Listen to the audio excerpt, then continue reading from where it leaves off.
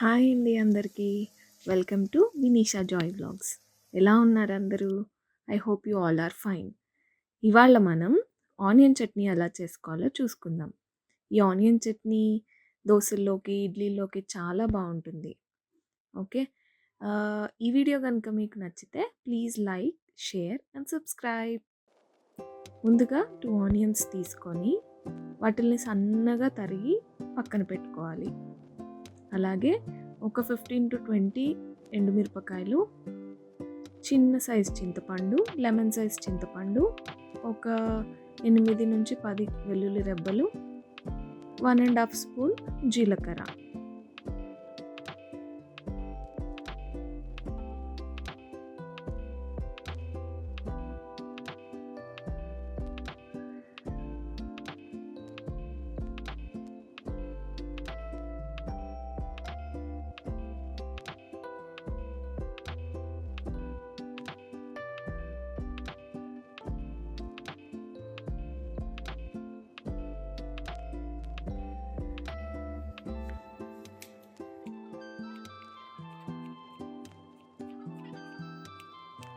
చూపిస్తున్న విధంగా ఆనియన్ని చాలా సన్న స్లైసెస్గా కట్ చేసుకుంటే మనం వేపేటప్పుడు చాలా ఈజీగా తొందరగా వేగిపోతాయి ఆయిల్లో.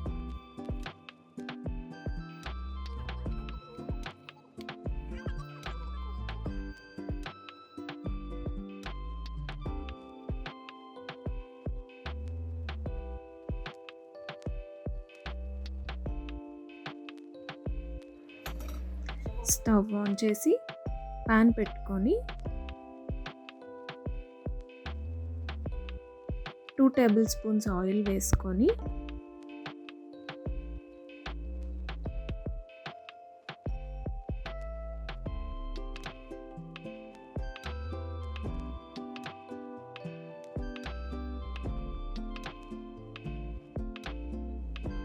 ఆనియన్స్ని ఫ్రై చేసుకోవాలి అంటిల్ గోల్డెన్ బ్రౌన్ కలర్.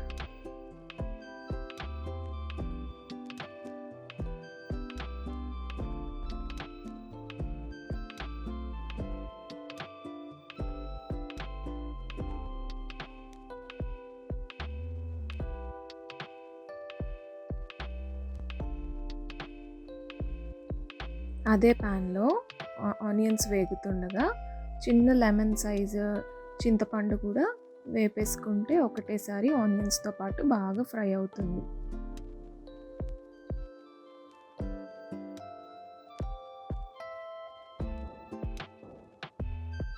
చూసారు కదా ఆనియన్స్ ఎంత బాగా ఫ్రై అవుతున్నాయో. హైలో కాదు, మరీ సిమ్లో కాదు, మీడియం ఫ్లేమ్లో పెట్టి ఆనియన్స్ని ఫ్రై చేసుకోవాలండి. అది గోల్డెన్ బ్రౌన్ వచ్చేంత వరకు ఆనియన్స్ని ఫ్రై చేసుకుంటే చట్నీ చాలా టేస్టీగా వస్తుంది. వేయించుకున్న ఆనియన్స్ని తీసి పక్కన పెట్టి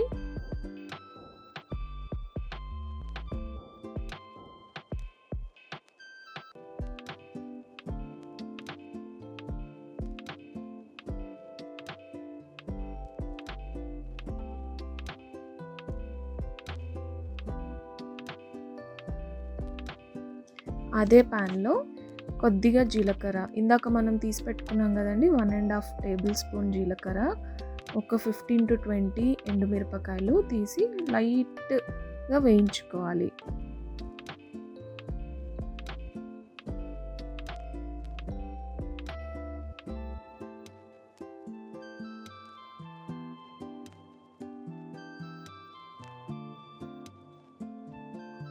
ఇప్పుడు వేయించుకున్న ఎండుమిరపకాయలు, జీలకర్ర మిక్సీలో వేసుకొని లైట్గా గ్రైండ్ చేసుకోవాలి.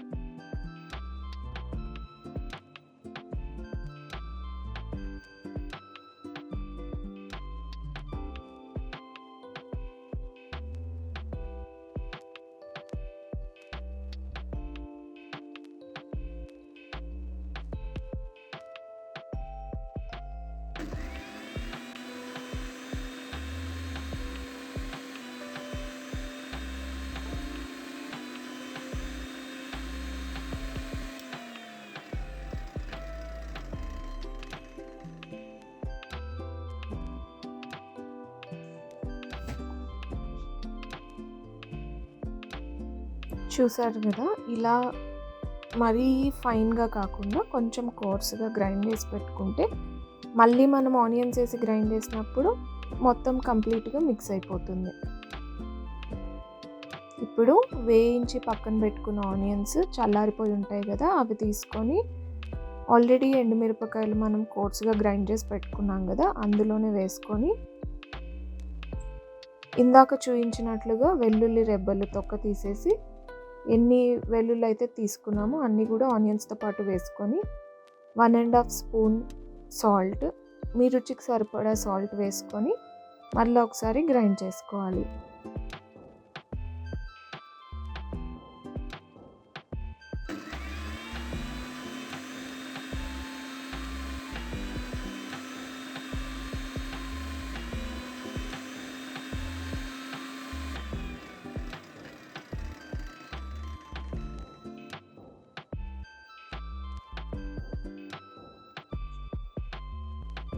చూసారు కదా, ఈ టెక్స్చర్ వచ్చే వరకు గ్రైండ్ చేసుకొని తీసి పక్కన పెట్టుకోవాలి. ఇదే పచ్చడి మనం మిక్సీలో కాకుండా రోట్లో కూడా చేసుకోవచ్చండి. ఇప్పుడున్న జనరేషన్లో రోలు ఎవరు ఎక్కువగా వాడట్లేదు, కానీ రోట్లో దంచుకుంటే ఇంకా బాగుంటుంది.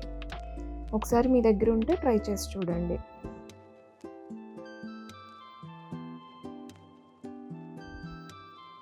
ఇప్పుడు అదే ప్యాన్లో ఇంకొక టేబుల్ స్పూన్ ఆయిల్ వేసుకొని పోపుకి సరిపడా ఆయిల్ వేసుకొని అందులో కొద్దిగా పచ్చెనగపప్పు,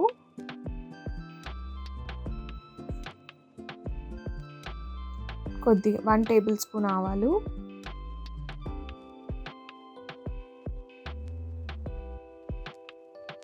ఒక రెబ్బ కరివేపాకు,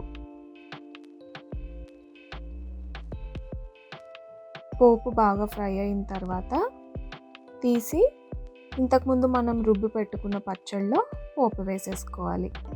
తాలింపు అంతా బాగా పట్టేలాగా కలుపుకొని మనకి దోశల్లోకి కానీ ఇడ్లీలోకి కానీ చట్నీ చాలా బాగుంటుందండి.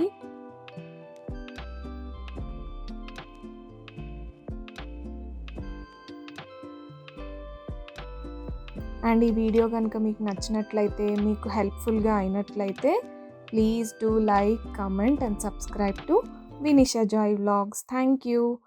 See you in the next video. Until then, bye. Take care.